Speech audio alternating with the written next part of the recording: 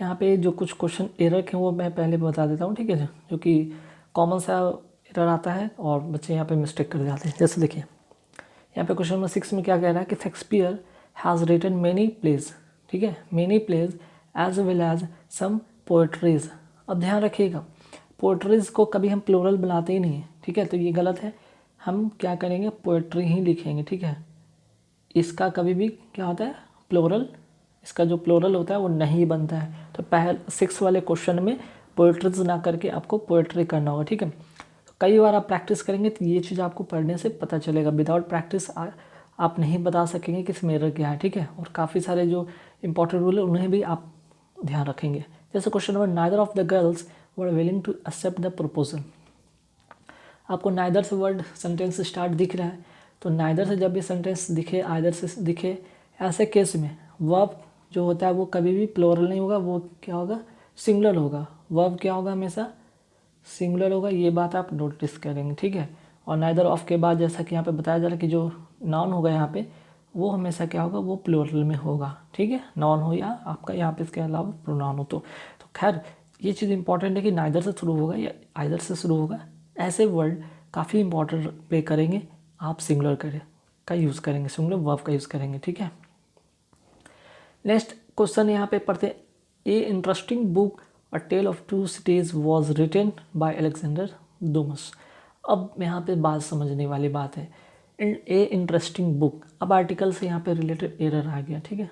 Article से related error क्या हो गया, यहाँ पे एन इंटरेस्टिंग लिखा है, ठीक है, एन इंटरेस्टिंग बुक, क्योंकि बुक की बात की जा रही है। और ये बुक के अगर हम यहाँ पे एन इंटरेस्टिंग बुक, तो बुक काउंटेबल है, उसके पहले अगर एडजेक्टिव लगा दिया जाए तो हम आर्टिकल किसके पहले लगाएंगे, उसे एडजेक्टिव के पहले लगाएंगे, ठीक है।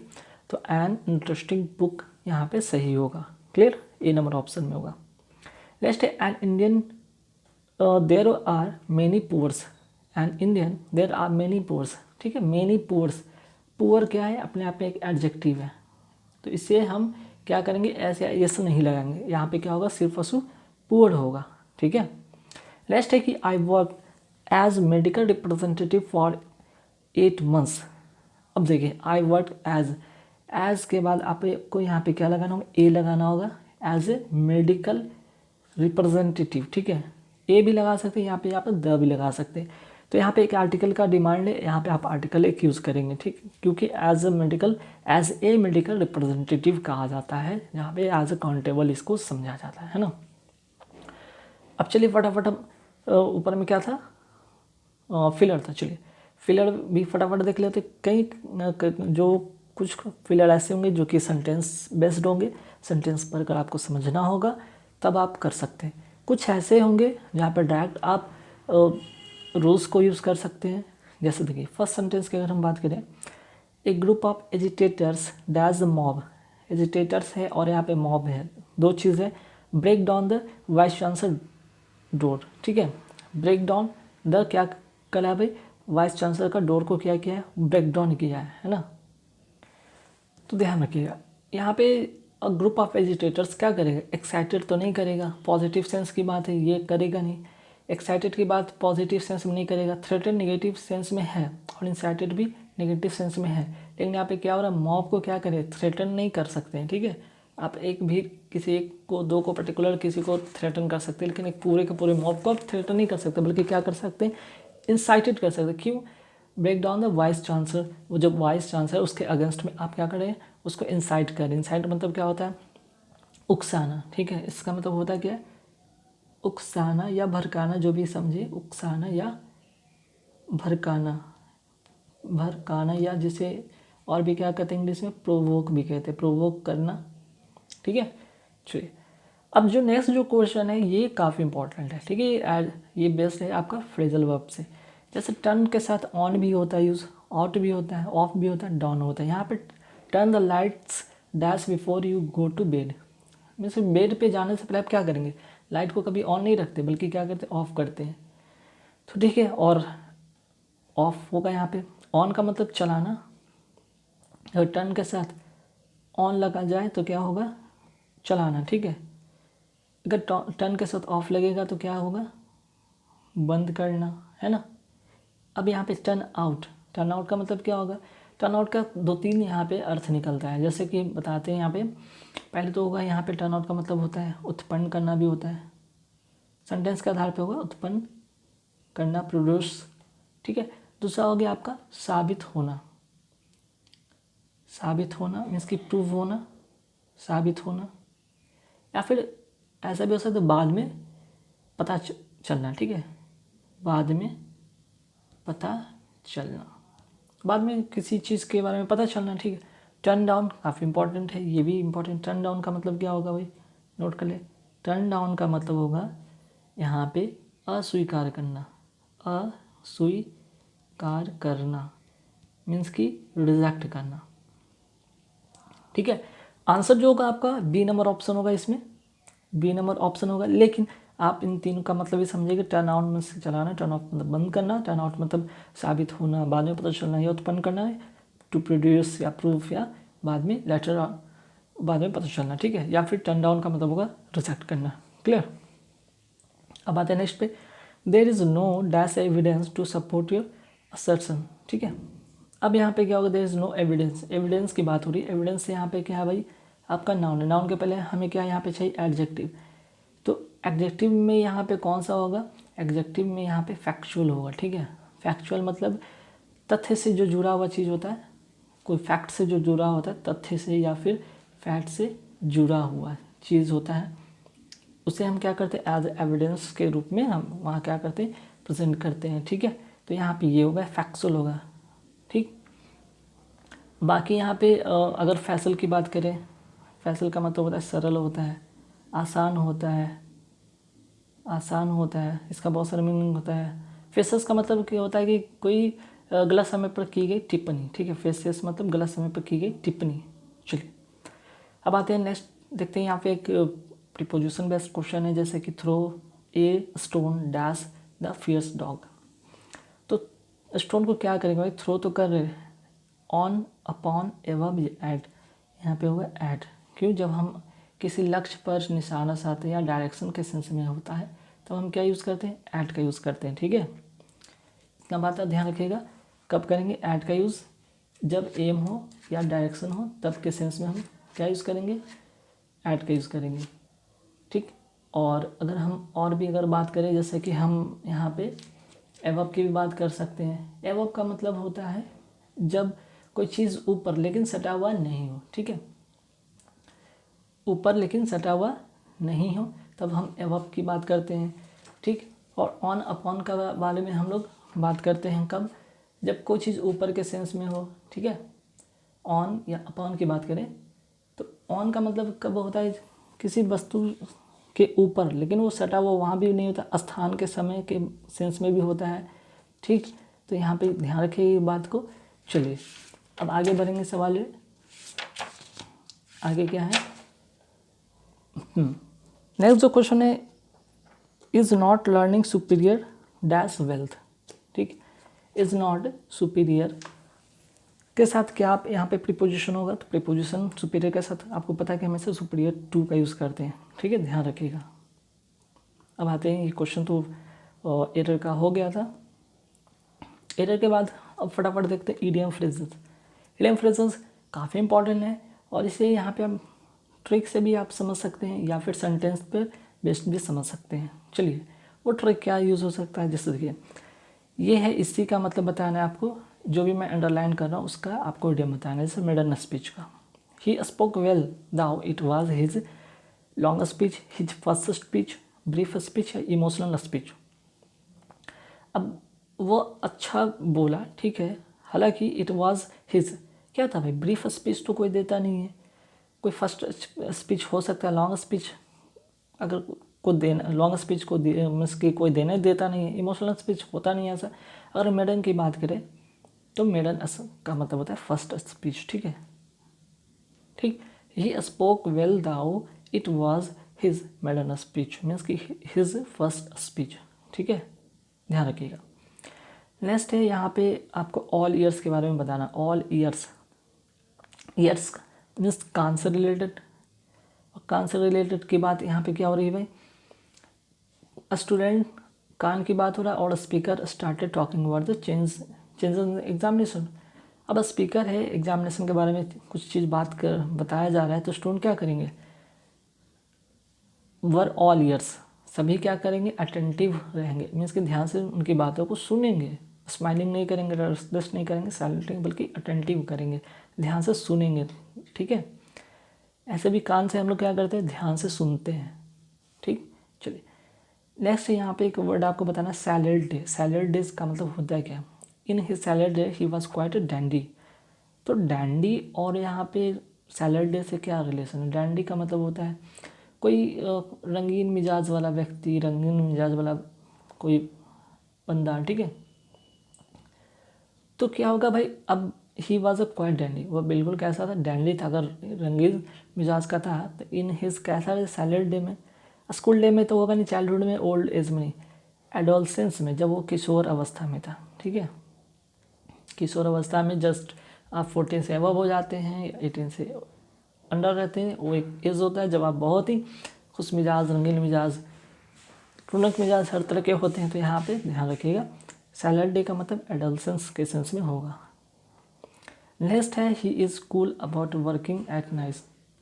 कूल अबाउट, अब भाई नाइट में कौन काम करना चाहता है, कोई नहीं करना चाहता है, तो नॉट रेडी टू वर्क।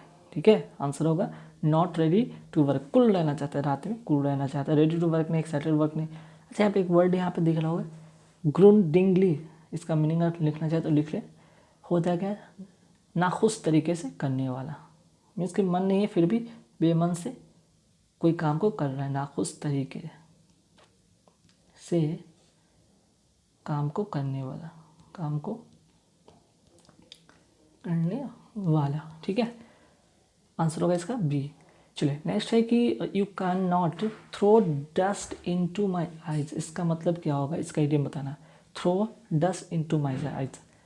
अब आँख में धूल झोंकना, इसको क्या कहते हैं, इससे तो पता चल रहा है ना, आँख में धूल झोंकना, धूल झोंकना।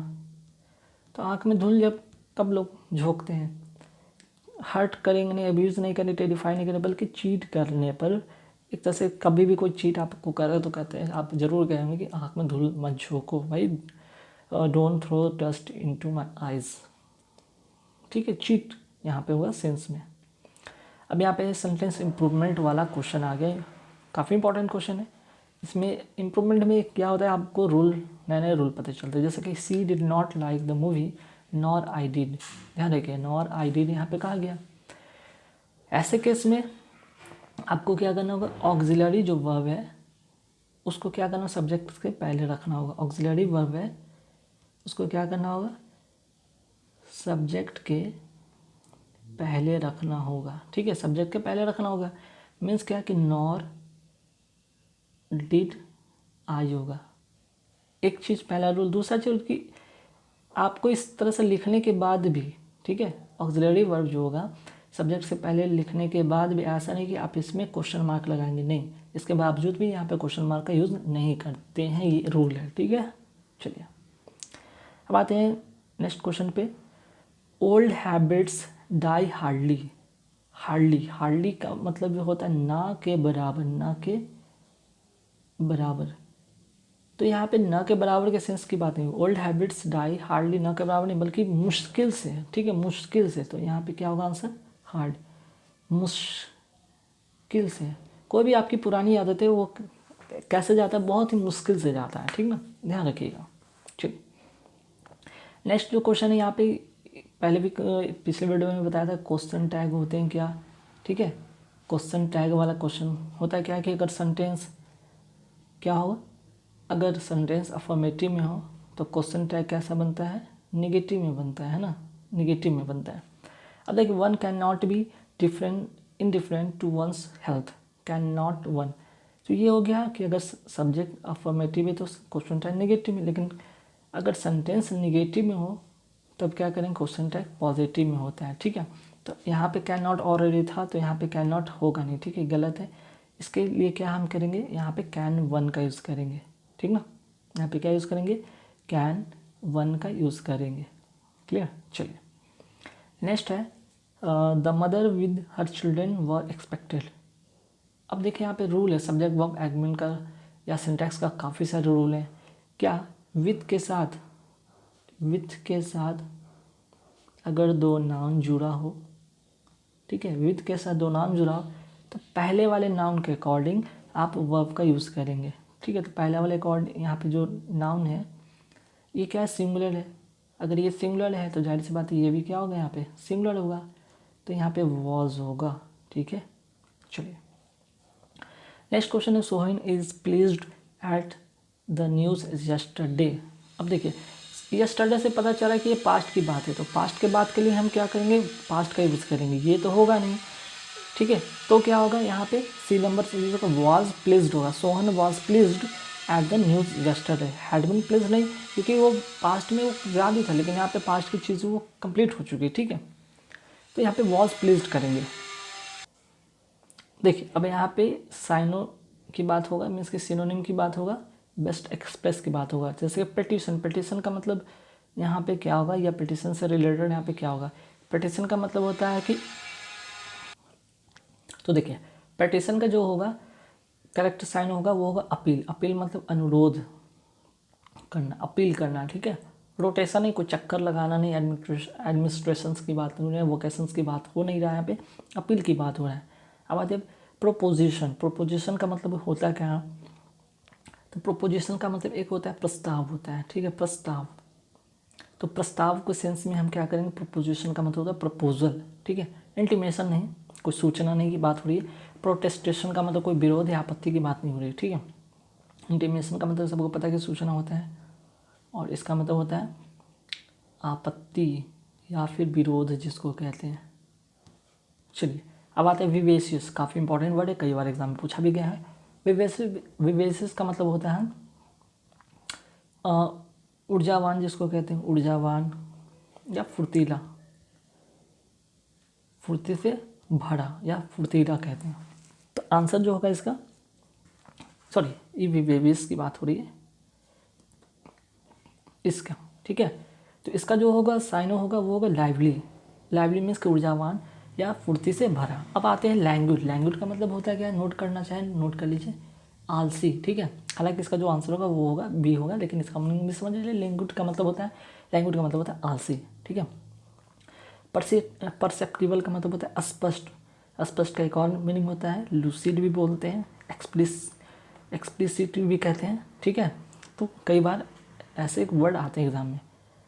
स्पोरैडिक का मतलब होता है रुक रुक कर, रुक रुक कर मीन्स कि रुक रुक कर मीन्स कि एक क्रम से नहीं, मीन्स कि स्कैटर्ड वे में, ठीक है। स्कैटर्ड वे हुआ इसका आपका साइनो। अब आते हैं प्रिजर्व।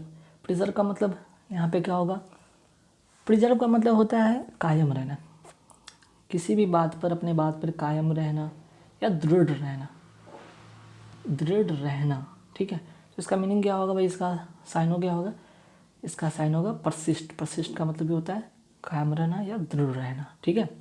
वैसे फिकल का मतलब नोट कर सकते हैं, चंचल होता है या अस्थिर भी होता है, स्थिर नहीं अस्थिर। और कांस्टेंट का मतलब सबको पता है कि स्थिर होता है। तो उसी तरह फिकल कांस्टेंट इससे पोलाइट विनम्र के सेंस में होता है। अब आते हैं यहाँ पे देखेंगे एंटो मीन्स कि अपोजिट वर्ड। इमॉर्टल। इमॉर्टल का मतलब होता है कि हाँ भाई अमर, अमर होता है। अमर का जो होगा जो कि मतलब अमर मीन्स कि सब दिन रहे, वो हमेशा के लिए रहे। इमॉर्टल जो हमेशा के लिए रहे, हमेशा के लिए। तो इसका अपोजिट क्या होगा, टेम्परोरी, ठीक है, टेम्परोरी होगा, है ना। बाकी इटर्नल का मतलब सबको पता है कि इसका मतलब भी होता है हमेशा के लिए, ठीक। चलिए अब आते हैं फोकस। फोकस का यहाँ पे एंटो क्या होगा, फोकस का मतलब आपको सभी को पता है कि किसी चीज़ पर एकाग्र रहना, मीन्स कि आप किसी चीज़ पे फोकस कर रहे हैं, मीन्स कि किसी पॉइंट पर आप अड़िग हैं, किसी बात पे अड़िग हैं, ठीक है। तो फोकस का अपोजिट होगा डिस्पर्स। डिस्पर्स का मतलब भंग करना, मीन्स आप कोई काम कर रहे हैं फोकस करके, तो उसका अपोजिट क्या होगा, उसको भंग करना, ठीक है, डिस्टर्ब करना। चलिए अब आते हैं वेटरन। वेटरन का मतलब होता है क्या है, वेटरन का मतलब होता है अनुभवी। काफ़ी दिन से जो काम लोग करते हैं वो क्या हो जाते हैं, अनुभवी हो जाते हैं, उस काम में निपुण हो जाते हैं, है ना। इसका अपोजिट क्या होगा, नोविस। नोविस का मतलब होता है नौसिखिया। नौसिखिया, इसमें नौसिखिया किसके सेंस में कहते हैं? अगर कोई ड्राइवर हो, नहीं गाड़ी चलाने आता है, नैना हो, तो उसे नोविस कहते हैं, नौसिखिया कहते हैं, ठीक है। इंथुजियास्ट का मतलब सभी को पता है कि भाई इंथुजियास्ट मतलब खुशी से भरा। एक्टिविस्ट मतलब कोई कार्यकर्ता के सेंस में होता है। अब आते हैं सुपरफ्लुअस। सुपरफ्लुअस का मतलब क्या होता है? फालतू। अगर एक वर्ड में बोला जाए तो इसको क्या बोलते हैं? फालतू। तो फालतू तो है नहीं, तो वो चीज़, अगर जो चीज़ फालतू नहीं तो क्या है? नेसेसरी है, ठीक है, ज़रूरत है उसकी, ठीक। ऐसे एसेंशियल भी होगा यहाँ पे मीनिंग, लेकिन यहाँ पे चूँकि एडजेक्टिव का रोल प्ले कर रहा है, इसलिए यहाँ पे एडजेक्टिव का ही यहाँ पे यूज़ करेंगे। हालांकि ये भी आपका एसेंशियल भी एडजेक्टिव ही है, लेकिन जो इसके साथ सुपरफ्लुअस के साथ जो बनेगा करेक्ट, वो बनेगा नेसेसरी, ठीक है। अब आते हैं इक्विलिब्रियम। इक्विलिब्रियम का मतलब जो होगा यहाँ पे क्या होगा? इम्बैलेंस के सेंस में होता है। इक्विलिब्रियम का मतलब यहाँ तो संतुलन होता है, बैलेंस होता है, संतुलन या फिर बैलेंस्ड। तो यहाँ पे बैलेंस का अपोजिट क्या होगा? इम्बैलेंस, ठीक है। चलिए अब आते हैं यहाँ पे वन वर्ड सब्स्टिट्यूशन। काफ़ी इंपॉर्टेंट क्वेश्चन है। वन वर्ड सब्स्टिट्यूशन में क्या हुआ? इनकेपेबल ऑफ एरर, जो इंसान कोई गलती कर ही ना सके, ठीक है, जो कभी गलती ना करे, उसे क्या कहते हैं? Incapable of error. एरर का मतलब इनफॉलिबल, ध्यान रखिएगा।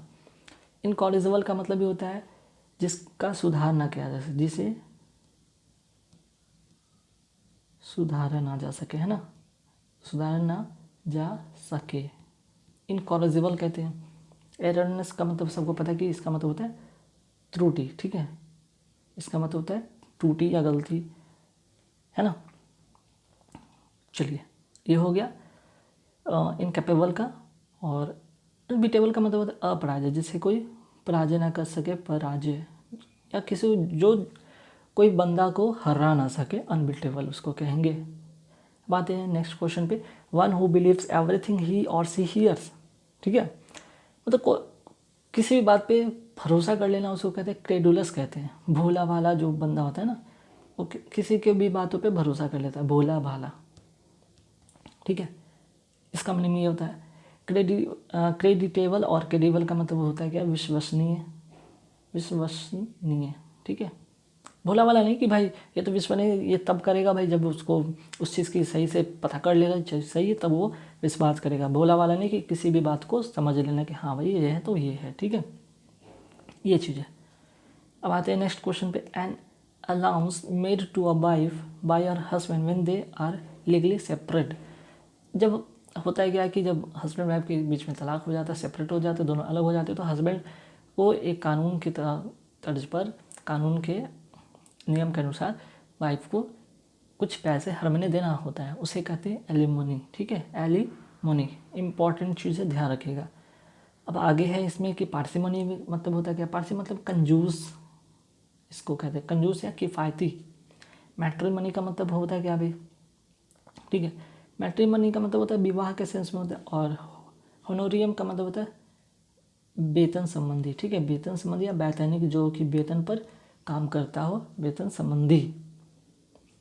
अब होता है विल्ड इमेजिनेशन। विल्ड इमेजिनेशन का मतलब जो होगा यहाँ पे वो होगा फैंसी, ठीक है। Wild imagination means fancy. वैसे विल्ड का मतलब नोट करना चाहे तो नोट करें, सन की होता है,